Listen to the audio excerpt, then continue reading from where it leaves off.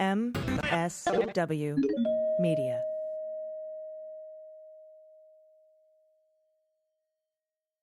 News with swearing. Daily beans, daily beans.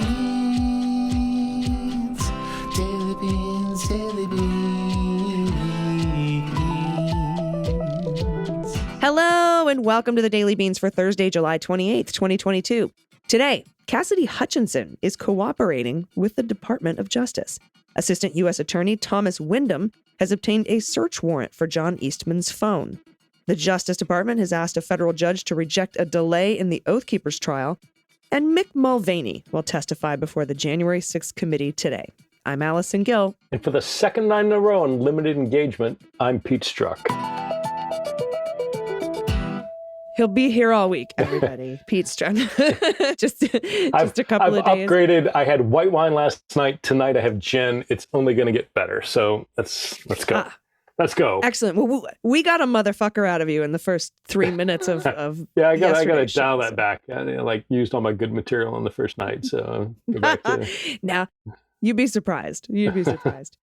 So the DOJ news seems to be coming fast and furious now. This is sort of exactly how it happened with the Mueller investigation, too. It was like quiet, and then those Manafort Gates indictments hit, and then the news didn't stop coming for a year and a half. Also, here's something cool. I've been asking I'm like, hey, Dems, to get a W, to put a tick in the W column between now and the midterms, why don't you just do it? You got like 3 budget reconciliations left. Why don't you just put together a budget reconciliation? Bring Manchin into the White House and say, what will you give us on a budget reconciliation, and see what he says. And as it turns out, Schumer and Manchin have reached a deal.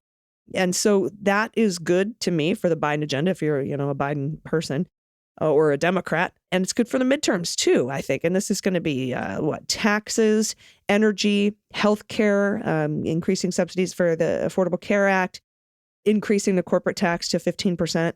So this is a very good thing, climate, energy. I'm interested to see how far he goes on the energy thing, since he's pretty much bought and owned by coal. But we'll see where it goes. And also we'll see what Sinema has to say about it, because, she was actually, I read, surprised by this news today. So that's what breaking news is happening at the moment before we get to the hot notes.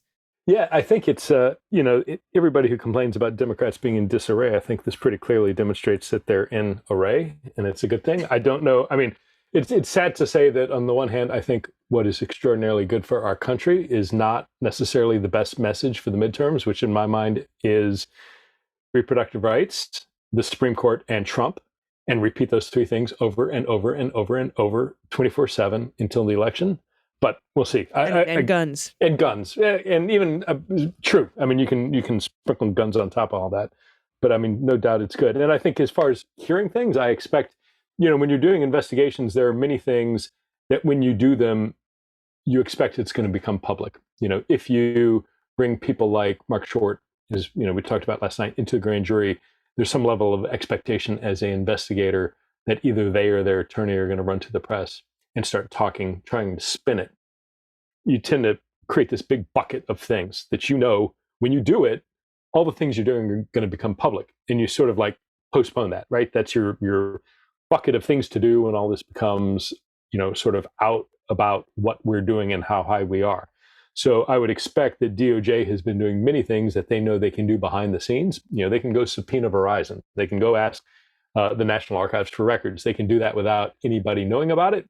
But when you get to this point where suddenly things are very overt, they tend to come out in big waves of various things. So I expect there will be more things to come soon. And I know, we'll talk about it a little bit, I guess, some search warrant activity on the Eastman front. But I don't think I think this is the beginning of a new sort of phase of things that DOJ is doing. And I'm frankly really looking forward to it. Yeah, me too. And we do have a lot of new Department of Justice news that came out today as part of this wave that we're in. So let's talk about it. Let's hit the hot notes. Hot notes. So, Department of Justice, via Assistant U.S. Attorney Thomas Windom, who I have like a personal dossier on this guy. I love this guy.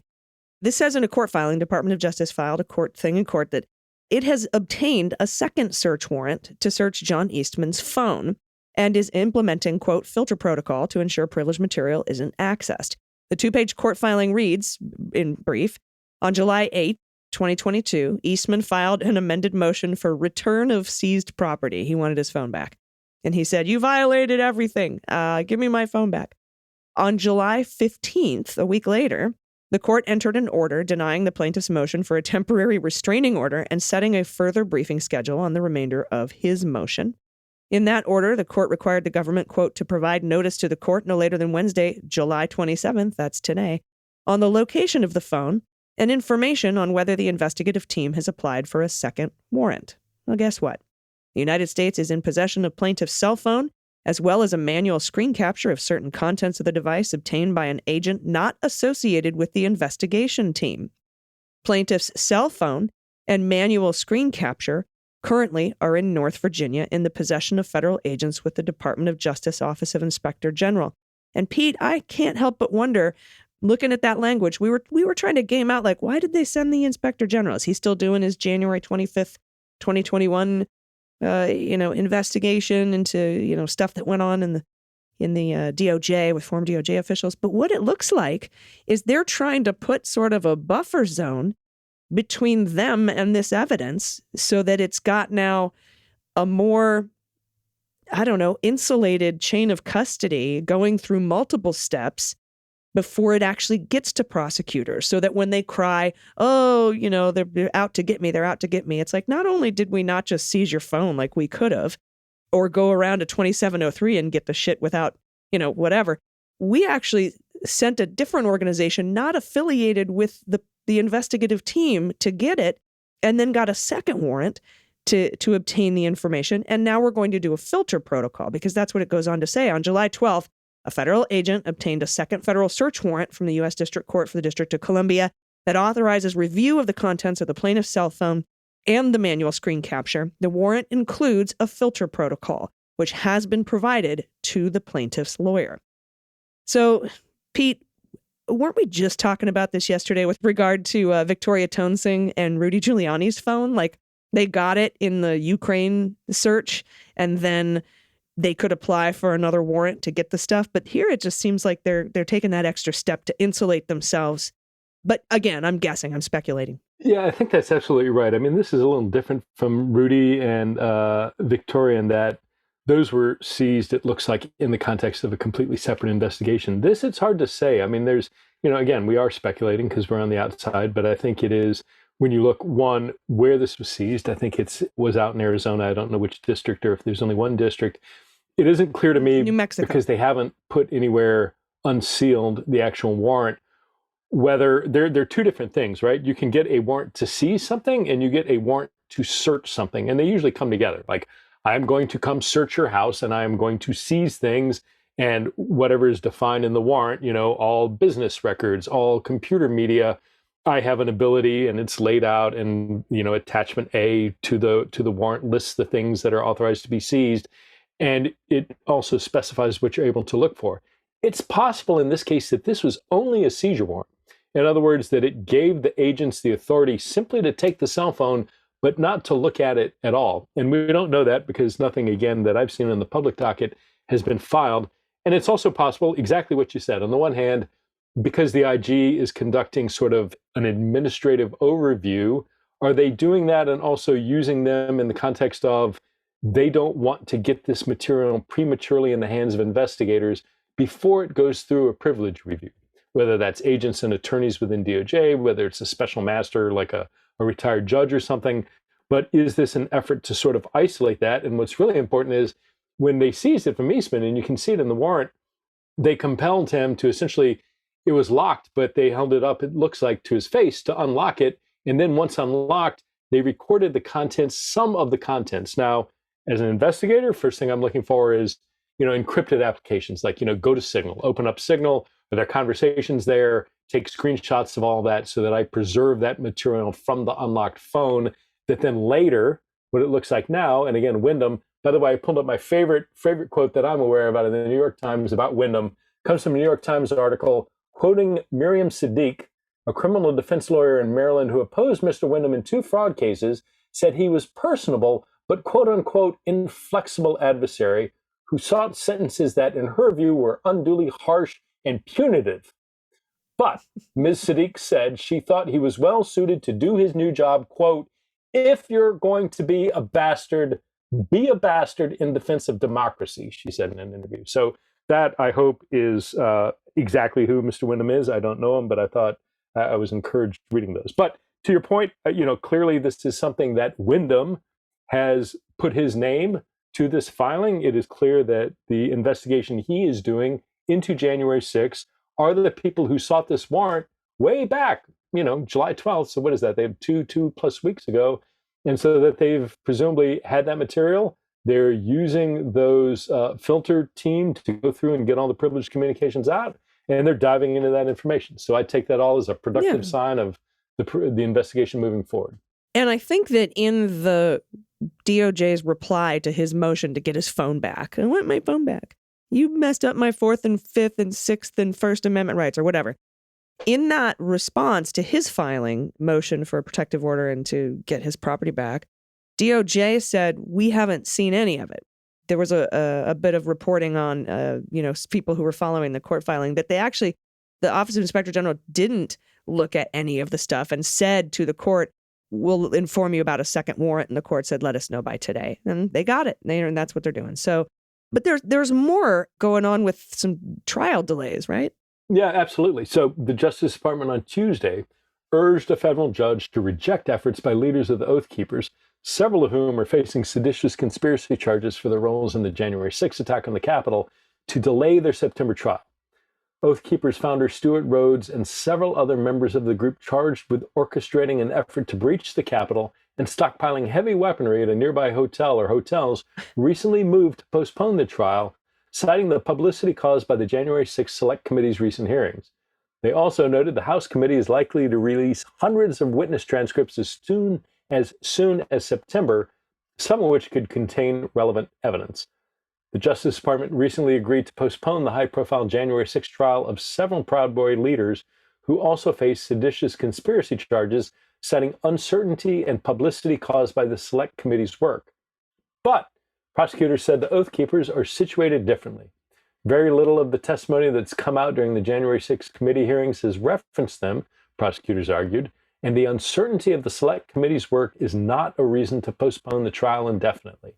Quote, whether and when the Select Committee releases witness transcripts remains outside the control of the parties in this case, and the court should not continue the trial based on speculation about whether and when such transcripts may become available, Assistant U.S. Attorney Jeffrey Nestler wrote in a 15-page filing.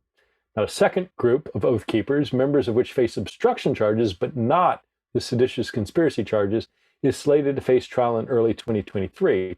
Now, the reason this is important is all these folks share, in some cases, a group of attorneys of various levels of competence, and the matter is now awaiting a ruling from U.S. District Court Judge Aimee Carrero in the sign of how intent the department is on pushing forward with the Oath Keepers trial, currently slated to begin on September 26, 2 months away, less than 2 months away. Prosecutors said they were preparing to recommend that another federal judge, U.S. District Court Judge Trevor McFadden, reshuffle his own high-profile January 6 trial slated for early October so that all of the Oath Keepers' attorneys could be free. That's interesting. Aimee Carrero and Trevor McFadden are two very different judges, by the way. I think there is certainly a disparity of views on the District of Columbia bench. There are one or two outliers that I think when you look at a number of rulings, there are a huge chunk of judges that have kind of unanimously looked at the conduct, particularly the serious conduct, the seditious conspiracy, the 1512 counts in the same way, with one exception. But it is what it is. There's so many cases. Every judge is going to have a number of them in D.C. And, that's the way our judicial system works. So we'll see how that all shakes out.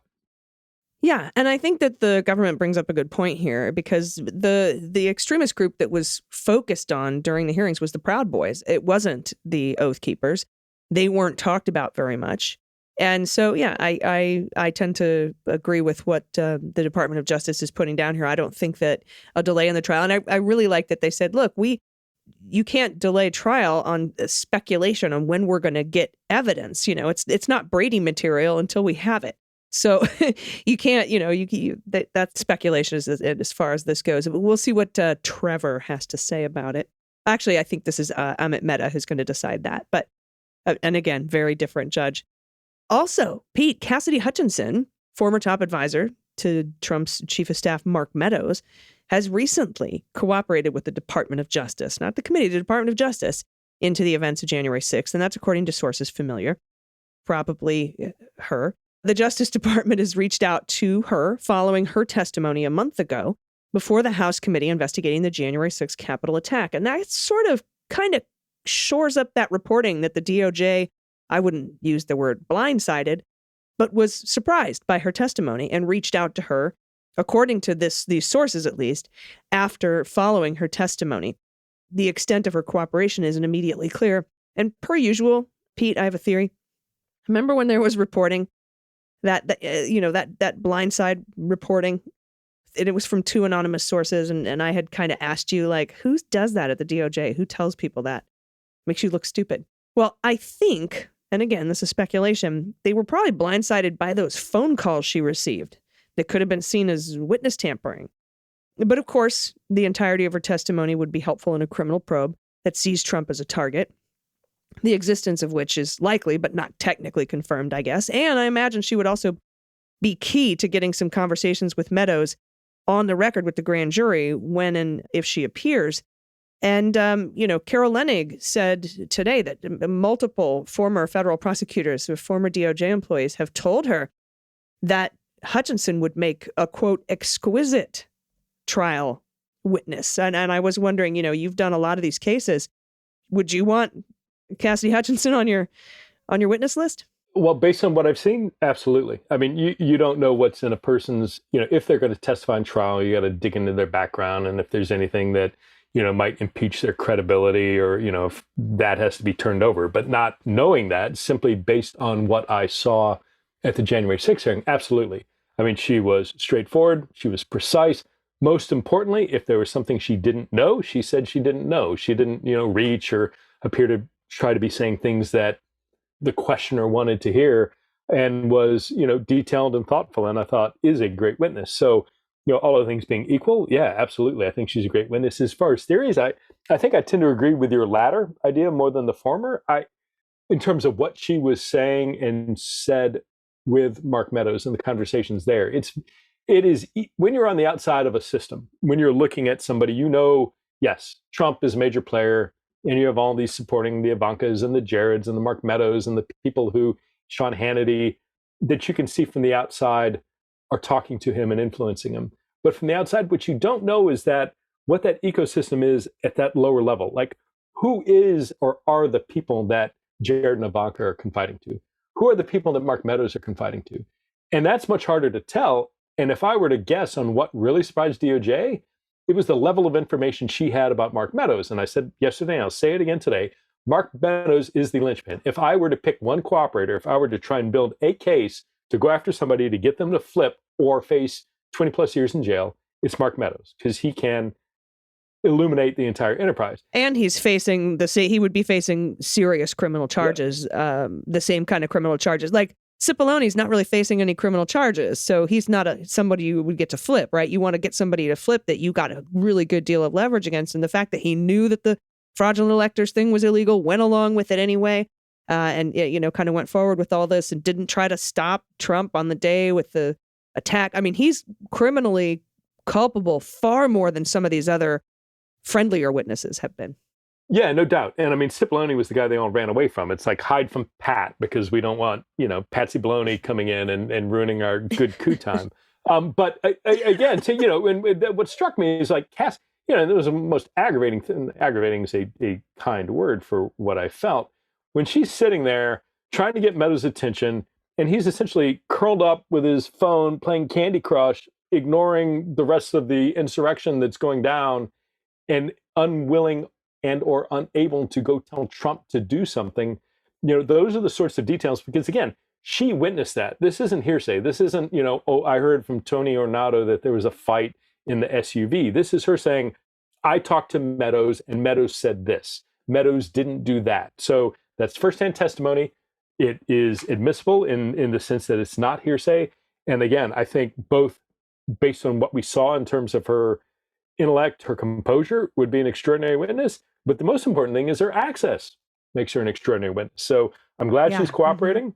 I'm, again, glad, and I expect they will interview her at length and then get her into the grand jury and get that stuff memorialized. But again, a good example of things the January 6th committee did that DOJ might not have otherwise known about for a long time, that provides them investigative avenues that may be very, very fruitful. Yeah, agreed. And just as we have said, and Lawrence Tribe has said, hey, they've got stuff we want, we have stuff they want. We have to sit down, make a deal. And last but not least, you have a story about my favorite Ark of the Covenant melting Nazi, Mick Mulvaney. What do you got? Yeah, all of these people trying to rechrome themselves into bastions of defending the Constitution of the United States. So former Trump White House Chief of Staff Mick Mulvaney is scheduled to testify Thursday, tomorrow, before the House committee investigating the January 6th assault on the Capitol. Mulvaney, who joined CBS News, along with notable people like Catherine Herridge and others, as a contributor earlier this year, had already left the Trump White House by January 6, 2021. Mulvaney was ousted by Trump from his chief of staff role in March 2020. And Mulvaney resigned from his subsequent post as the special envoy to Northern Ireland following the Capitol riot. You know what's really fun is that when I was ousted from my government job... Did you go to Northern Ireland? No, but you know how... Did you go to Northern Virginia? I was supposed to. Mick Mulvaney, had said, hey, I found this great new way to get rid of people that we don't like. It's move their jobs across the country, which is what they did to me. And I was finally removed from my job in March of 2020, same time he was. So, karma's a bitch. He's like, I was gonna say, he's like your spirit brother in a sense of things. But yeah. So Mulvaney told CBS News that he believes Cassidy Hutchinson and other top former Trump officials who have testified about him before the panel. She's a lifelong Republican, Mulvaney said of Hutchinson on The Takeout. Quote, she worked for Ted Cruz.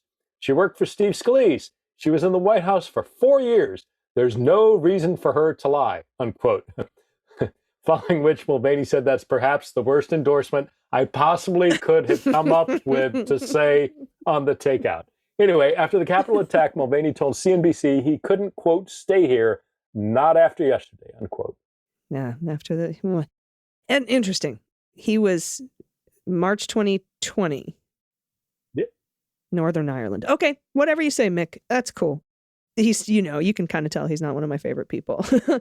So, Pete, it seems that the January 6th committee is still head down, going full bore, investigating. So I'm excited to see what they come up with in September. Yeah, same here. I mean, I think I'm of two minds about what they're doing. On the one hand, it's clear that they're focusing on Trump. And I think that's important because, one, they're investigating, but they're investigating for a political and historical reason different from DOJ that is, as we've talked about, kind of going from the bottom up. But I do have some concern. They are so focused on Trump. Are there other people who DOJ may or may not ever get to, and that only somebody like a congressional committee can identify and talk about? And so, I'm thinking of any number of people associated with all these groups, with not so much the Oath Keepers and the Proud Boys, but the First Amendment Praetorian, all the QAnon figures, how they centers, yeah, right, how they played into the whole narrative. Of course, if you're the committee and you're trying to get the biggest bang for your buck, it's appropriate to focus on Trump because that is critically what's important. That is what is driving public opinion, whether that is public opinion about whether or not Trump should be a candidate for any office in the United States ever again, but two, also driving public opinion that would support or not support whatever DOJ might do. So, on the one hand, it's reasonable in my mind for them to be putting so much focus on Trump. On the other hand, I worry there was so much involved with this that DOJ is never going to get to, that you worry what the things are that end up on the cutting room floor. Yeah, and it's almost like because of the scope of it, something is going to have to end up on the cutting room floor. But yeah, and to kind of piggyback on what you're saying, I agree with everything that you just said. Plus, The focus on Trump is to convince the American people that the world won't end if you indict Donald Trump. And the polls are bearing that out. It's quite astonishing in the latest Ipsos poll. 55% of Republicans say that he had something to do with the attack on the Capitol or bears some responsibility.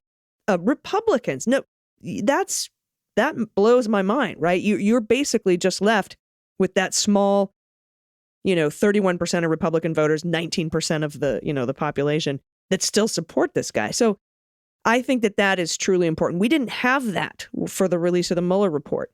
We weren't able to prime the United States to be ready to go after him for obstruction of justice. So I think that this is that's another key role that the committee plays, is to just make sure, change hearts and minds of Americans to make sure. Because Lester Holt was like, "Are you afraid America will blow up into tiny bits if you indict Trump?" And of course, it was everything for Merrick Garland not to say, like you said, "Motherfucker, do they speak English and what?" Like, I see what you're trying to do, and I'm not going to be led into a trap to swear. But it's Democrats fucking think too hard. Take a page out of the Republican Party, have a simple message that you repeat again and again and again. And it was forever Benghazi and Hillary's emails again and again. And we all knew it was BS, but it kept going because you know what? It sways public opinion. Well, guess what? Yeah, and I think that's why they're focusing on Trump. The Democrats have both a good message, a simple message that also has the benefit of being true. That wasn't the case with all this other stuff. And that is Trump tried to lead an insurrection. He did lead an insurrection. Again, sprinkle on top, just decimating women's reproductive rights, sprinkle on top how easy it is to go buy an assault weapon, and just repeat those three simple messages again and again and again until November. And, this polling shows that works. It's not rocket science. You're not teaching a class to some constitutional law class at, an esteemed law school somewhere. You're speaking to the American people. Keep it passionate, keep it simple, and just repeat it for the next, 4 months, 5 months, right? Yeah. Instead of, it's the economy, stupid, we should just change it to it's repetition, stupid. Just repeat, repeat, repeat. I agree. We have a very awesome good news segment that you and I are going to get to, but we need to take a quick break first. So everybody stick around. We'll be right back. After these messages, we'll be right back. Hey everybody, it's AG. Falling asleep and staying asleep used to be really tough for me, anxiety, PTSD, but it also turns out I was sleeping on a garbage mattress. But that's when Helix Sleep made the hugest difference in my life. They have a sleep quiz online, takes 2 minutes to complete, that matches your body type and sleep preferences to the perfect mattress for you. So why would you buy a mattress made for somebody else? With Helix, you're getting a mattress will be perfect for the way that you sleep.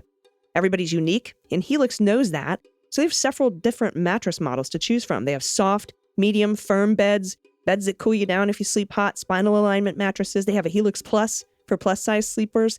And when I took the quiz, they matched me with the Helix Midnight because I prefer a medium firm mattress and I sleep on my side. So it's perfect for me. So head to helixsleep.com/dailybeans, take their 2-minute sleep quiz, order your mattress, customized, and start having the best sleep of your life. There's free shipping. You get to try it out for 100 sleeps without risk. They'll pick it up and give you a full refund if you don't love it, but you will. You'll also get a 10-year warranty, and they have financing options. I mean, it's so easy. It's a no-brainer. And Helix was awarded #1 Best Overall Mattress Pick of 2020 by GQ and Wired Magazine. And they've been recommended by multiple doctors of sleep medicine, leading doctors of sleep medicine, as a go-to solution for improving your sleep. Right now, Helix is offering up to $200 off all mattress orders and 2 free pillows in case you're still sleeping on a MyPillow guy pillow. You can get 2 free pillows when you go to helixsleep.com/dailybeans. Again, that's Helix Sleep, HELIX sleep.com/dailybeans for up to $200 off and 2 free pillows. Everybody, welcome back. It's time for the good news. Who likes good news, everyone? Then good news, everyone.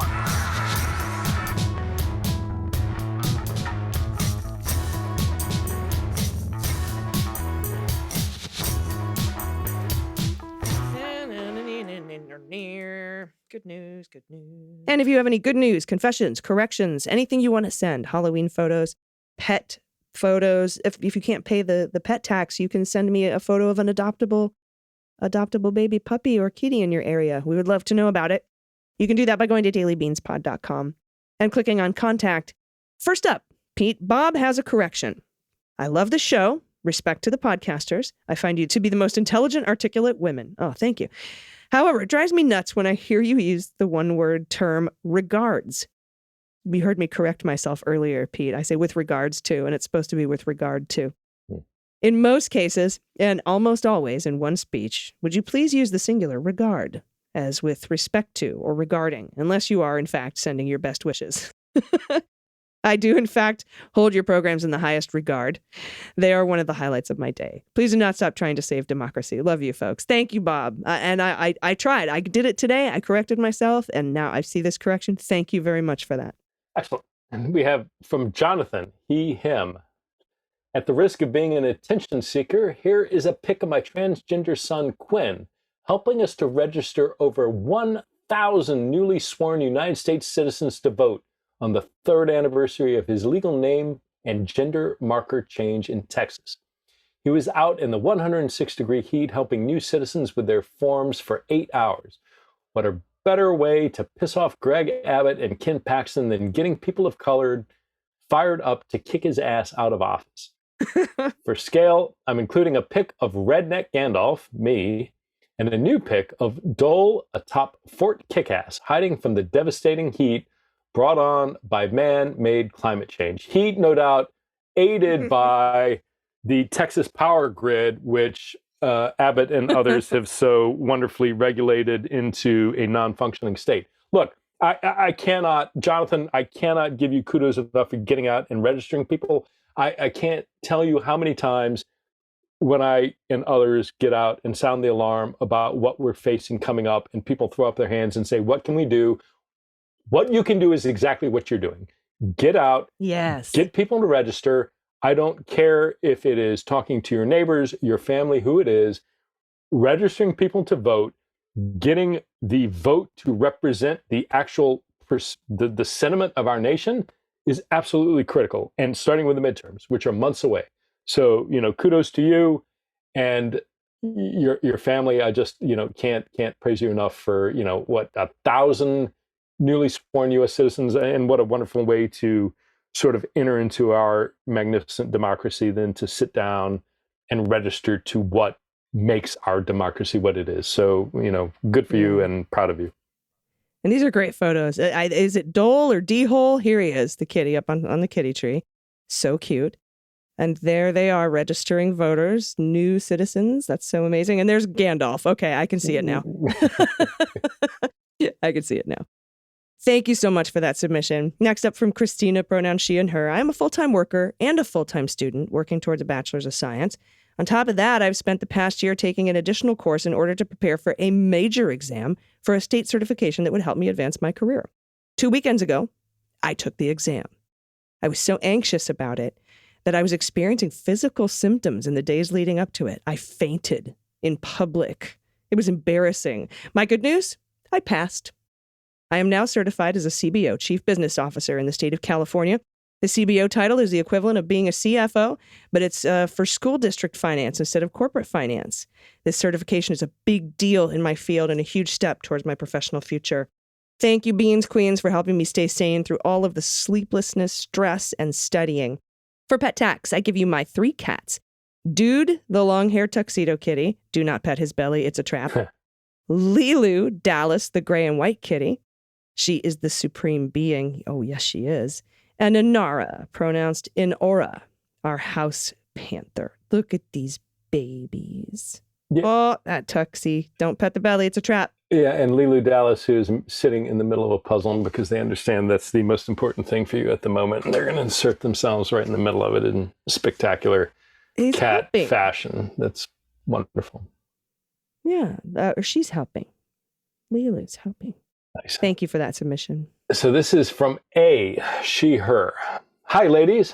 I wanted to give you an update on my blended family from Atlanta.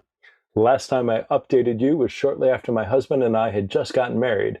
We just celebrated our 1-year anniversary in June. Congratulations. Woo-hoo. And I'm happy to say that our 2 now 10-year-old kiddos are still enjoying one another as bonus siblings and keeping us on our toes. I could go on and on about our family's good news. We bought a house in May, we're growing an awesome garden, etc. But the biggest good news I have is that while I started to have some health problems over the last year, I was able to schedule surgery for this summer. Teachers tend to do most self-care in the summer, I find. My surgeon successfully used laparoscopic methods and took out a cyst that was much larger than it had appeared on ultrasound. Still, even with both a familial and personal history of cancer, this particular tumor was not cancer. I am now completely healed up and recovering well. It's a huge relief, and I'm excited to go into my new school year in fighting trim.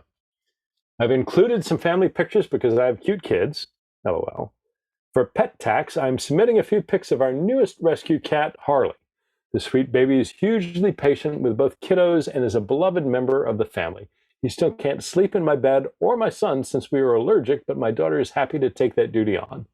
Thanks for all you do to keep us informed. I think that this year we may finally see some justice for the travesty of January 6th, and I enjoy having you ladies tell me all about it. Best to you both, and keep your chins up. Well, that's wonderful. And one, congratulations on a non-cancer cyst removal and diagnosis. And two, I agree with you. I do think this is the year we may start to see some justice for January 6th. And let's look at these photos of. Yeah, and I concur. Beautiful children. The children are adorable. Absolutely. And as is the kitty. Look at I've never seen a dark gray tabby like that. That's beautiful coloring. Yeah, absolutely. Look at these kids. They're so cute. Oh, that's awesome. Thank you for sending that in. I love that.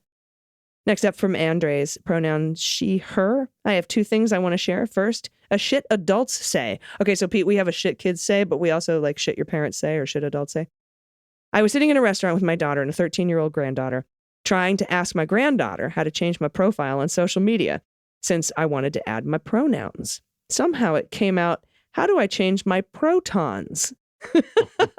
We laughed, cried so long and loudly that I'm sure the other patrons thought we were high. The second is a follow-up to the What the Mutt about Sammy, the Anatolian shepherd. My late husband and I had got a goat farm in East Tennessee for 11 years. We had a goat farm. We leased the goats to clear kudzu and other invasives, mostly for the city of Knoxville and Tennessee Clean Water Initiative. Okay. Oh, we leased the goats to clear kudzu and other invasives. Okay. Right. Now, while goats were on the site, they needed a guard dog for protection from predators, human and otherwise. We adopted Duke, the local Anatolian shepherd, a local Anatolian, not the, he's the local Anatolian shepherd, with the intention of breeding him with a purebred Turkish Kangal, pronounced K and Angle, Kangal, a breed similar to but distinct from the Anatolian. Unfortunately, the species is tightly controlled, and most breeders will only sell if you promise to have it neutered. Yeah, I've seen this a lot, like neuter it or we're in charge of their junk. We ended up purchasing a young female all the way from Washington State. She arrived at the Knoxville airport, hungry, thirsty, confused, and terrified. But with lots of love and other sustenance, she grew into a beautiful, muscular, fiercely protective goat companion, and she and Duke became great friends. We once watched Duke bark and growl to distract a copperhead in the pasture while she leapt at it from behind and dispatched it. Whoa, that's fucking teamwork. Emma and Duke have 2 litters of adorable, gorgeous, roly-poly pups who were eventually snapped up by folks who drove as far away from Ohio. I am attaching a picture of Duke introducing himself to Emma on their first date. I can only guess what this is. I haven't seen it yet. Second pic is the puppies mobbing our neighbor's daughter. I love puppy photos and daughter photos. Thank you. And the third is one of the older puppies ready for adoption. It was really hard to give them up. Thank you so much for being a beacon of hope and kindness in these dark times. Allison, your sensible take on the news grounds me in a way that nothing else does. And Dana, you're an inspiration and so damn funny. Oh, there it is. That's great. You know, hungry, thirsty, confused, and terrified is the way most of us emerged from the Trump presidency. So I empathize. I empathize with your dog, and they're spectacular. It looks like. And then we go around and sniff each other's butts. Yeah. Well, so who? Well, I guess who is introducing who there? Who there? They've got a. Look at the puppies. Oh, the puppies are gorgeous. There's the little young one who's playing with them. Oh, I was expecting a very different sort of dog. I don't know what, like more of a sheepdog, I guess. But these are more of a lab sort of, almost a husky. Shepherds. I'd never seen it. Yeah, because Sammy had sent him in, and he's like, well, "All right, let's play What the Mutt. You'll never guess." And you're like, "You're right. I don't know what the fuck these are." I thought, are they Wheaten Terriers mixed with boxers and golden retriever. Like I couldn't tell, but they're so beautiful. And so the last one, and I laughed when I first saw this, is Jennifer from Boston, she, her. In yesterday's podcast, Peter Strzok said coup plotting several times. I heard couponing. Thoughts that went through my head before I figured it out. The DOJ is investigating couponing? What in the hell? Thanks for the laugh. We're couponing. And Jennifer, I've decided if I ever do a podcast, it will be couponing with Patsy Baloney. And I think that's just the best way to do it. But seriously, Jennifer, you are a beacon of hope to the before times. The reason you heard couponing is because never before in our country have we ever had to talk about coup plotting in the context of U.S. politics. Yep. Thanks to Donald J. Trump, we are talking about that now, it seems like, on a daily basis. But your sentiment, what you heard, I hold up like some Norman Rockwell painting that one day we may return to a stage. We are and here couponing, and that is the kind of most... And that's the news of the day, right? Yeah, like when I was a kid, there's the Goody Two Shoes song by Adam Ant, and there's a lyric in it, subtle innuendos follow. Must be something inside. And I'm 5. I don't know what a subtle innuendo is, nor have I ever heard that phrase, right? So I thought it was something about tostadas, like something innuendo tostada. Because, that's what we had on Tuesdays in the lunchroom. But, so that was one of my favorite, like a misheard song lyric because of innocent ears not being able to process the thought of a subtle innuendo. So that's kind of how I see couponing and coup plotting. Like, yeah, definitely. And I also would think a good podcast for you would be, I think you said it earlier in the show, it's Patsy Baloney's coup time. Don't let Patsy Baloney in here and mess up our coup time. So that's couponing for sure. That's what they were doing in the White House on December 18th. Open coupons. Anyway, that is the show. Thank you so much for these last couple of days, Pete. It's been really, really great to have you as a co-host. It's fun to get you to swear and, just hanging out with probably the best Russian spy hunter on the planet is like, it's some cool shit, man. So I appreciate it. No, pleasure's all mine. It was a blast. And thank you for having me on. This was fantastic. Do you have any final thoughts before we fully get to the gin?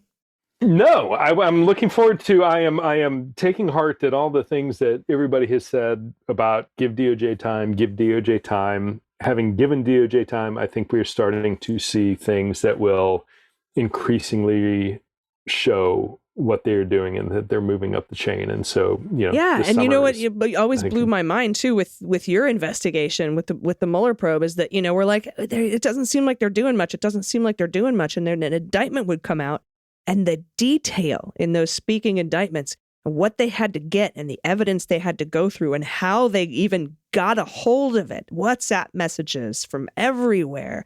That kind of granular detail really opened my eyes and that's kind of why I've been like, it's a big investigation. It's going to take some time before we start hearing things, because once we do, the amount of work that's been done it's hard to even fathom. So I think we're headed in the right direction. And I like you, look forward to some good justice news. We've been